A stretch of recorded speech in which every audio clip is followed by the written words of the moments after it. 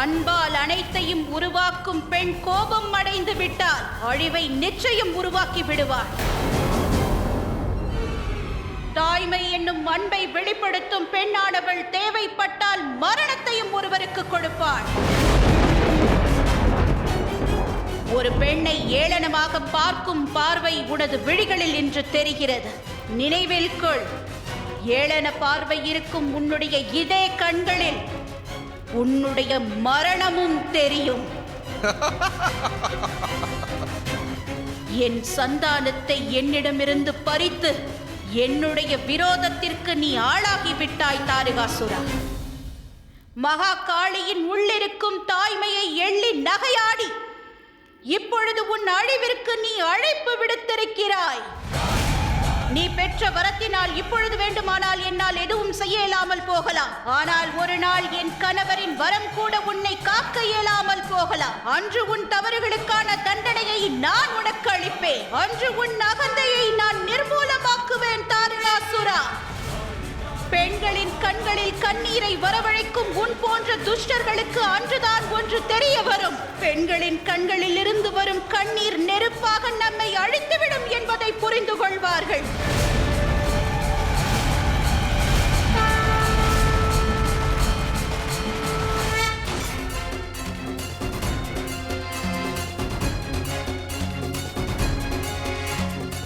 கவலை அளிக்கிறது. மகா காளி மற்றும் தாரகாசுரனுக்கு இடையிலான இந்த போட்டி எத்தனை பெரிய பிரச்சனையாக உருவெடுக்குமோ தெரியவில்லை.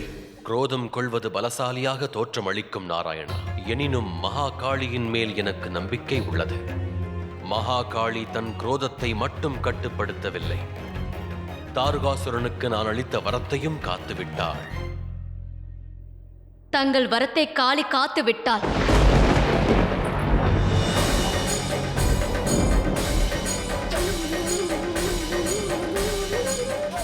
ஆனால் தாங்கள் இருவரும், தாங்கள் மகாதேவர், தாங்களும் நாராயணர். ஒரு அசுரன் தங்கள் முன்னிலையில் பார்வதியின் வாரிசை எடுத்து சென்று விட்டான். அதை அவன் 6 துண்டுகளாக்கி விட்டான்.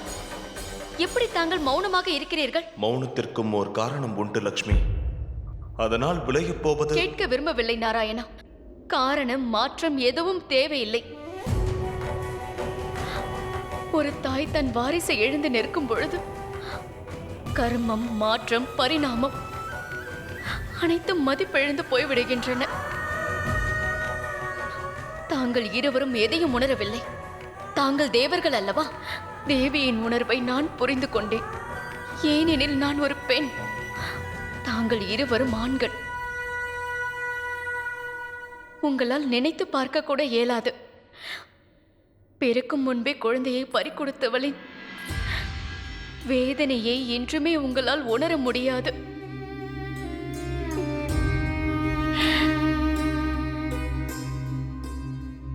பார்வதி,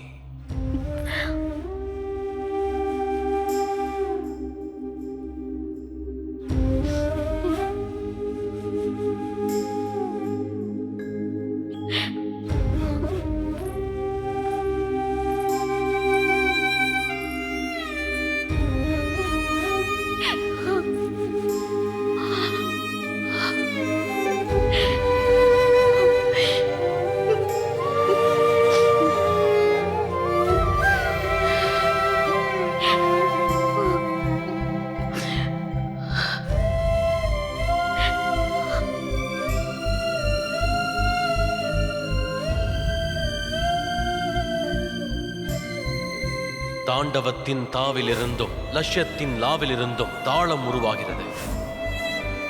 சிவனும் சக்தியும் ஒன்றென்பதை, ஒன்றிணைவதை இப்பிரபஞ்சத்தில் எவராலும் தடுக்க இயலாது பார்வதி. தாண்டவமும் லட்சியமும் இணைந்த பலன் வீணாகிவிட்டதே மகாதேவா.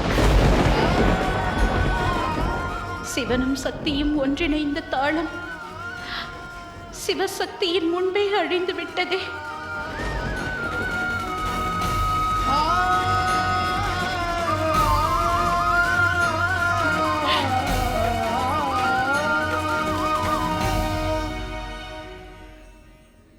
நான் இப்பொழுது குற்றம் சாட்டவோ உங்களை கேள்வி கேட்கவோ இங்கு வரவில்லை. நன்கு அறிவேன், நீங்கள் புரியும் ஒவ்வொரு காரியத்திற்கும் ஒரு காரணம் இருக்கும் என்பதை. ஆனால் அது என்ன காரணம்? எதற்காக நாம் நம்முடைய சக்தியால் ஒரு வாரிசை உருவாக்கினோம்?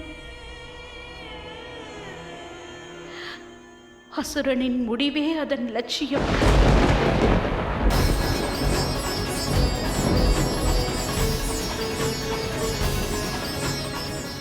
எங்கு செல்கிறாய் பார்வதி? அது தங்களுக்கு தெரியாதா மகாதேவா? அதை நான் அறிவேன். அப்படியென்றால் நான் செல்வதற்கான காரணத்தையும் அறிவீர்கள் அல்லவா? எந்த வாரிசின் குரல் கைலாயம் முழுவதும் எதிரொலித்திருக்க வேண்டுமோ அந்த குரலுக்கான இறுதி அஞ்சலியை செலுத்தவே நான் சென்று கொண்டிருக்கிறேன். துண்டுகளாக சிதறி விழுந்த என் வாரிசுக்கு அஞ்சலி செலுத்த அத்துண்டுகளை இறுதியாக நான் தரிசிக்க விரும்புகிறேன். என் மனதில் இருக்கும் பழிவாங்கும் எண்ணம் குறைந்து விடக்கூடாது.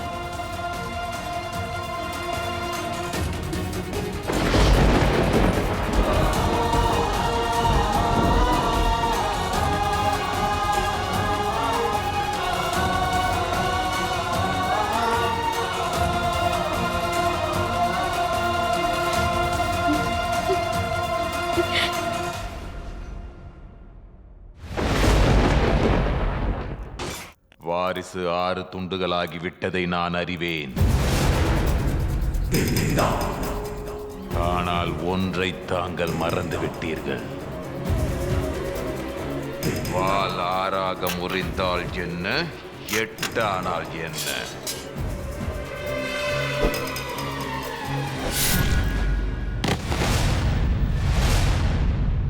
அதன் கூர்மை என்றும் குறைந்து போகாது. அது மட்டுமின்றி அது தங்களை 6 திசைகளில் இருந்து தாக்கக்கூடும். மாவீரன் தாரகாசுரா,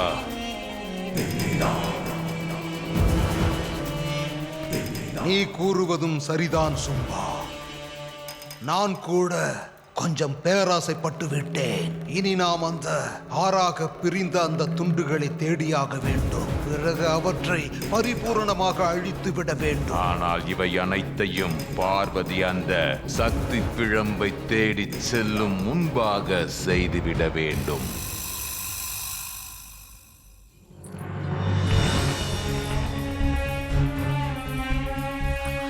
என் உள்மனம் சொல்கிறது லட்சுமி தேவி, என் வாரிசு பிழம்பு இங்குதான் உள்ளது. அங்கு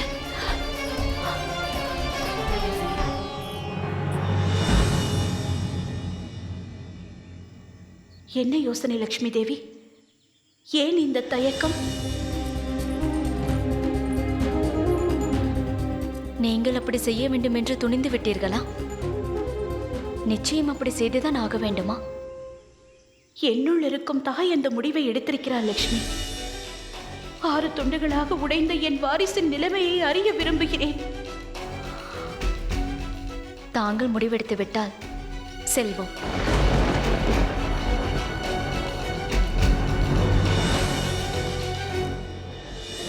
பார்வதியின் மனநிலை என்னவென்பதை தாங்கள் அறிவீர்கள். இது உருவாக்கப்பட்ட சூழ்நிலை. இந்த சூழ்நிலையில் பார்வதி அங்கு செல்வது பாதுகாப்பாக இருக்குமா? தாங்கள் ஏன் அவரை தடுக்கவில்லை? பெண் ஒரு முறை முடிவெடுத்து விட்டால் அவளை தடுப்பதென்பது இயலாத செயல். செல் பார்வதி, முன்னேறிச் செல். உன் எண்ணப்படியே செல். நாம் சரியான திசையில் செல்கிறோமா பார்வதி? இதை ஒரு தாயின் பிரம்மையாகத்தான் எடுத்துக்கொள்ள வேண்டும் லட்சுமி. ஏனென்றால் அந்த சக்தி பிழம்பு அருகில் இருப்பதை என்னால் உணர முடிகிறது. அது எனது அங்கம் அல்லவா?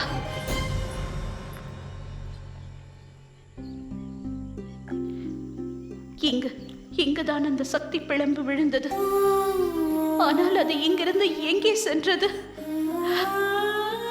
அதை என்னால் அனுமானிக்க கூட முடியவில்லை. உங்கள் மனநிலையை நான் புரிந்து கொள்கிறேன் பார்வதி. தாங்கள் என்னை தவறாக நினைக்காதீர்கள் லட்சுமி. நான் சற்று நேரம் தனிமையில் இருக்க வேண்டும்.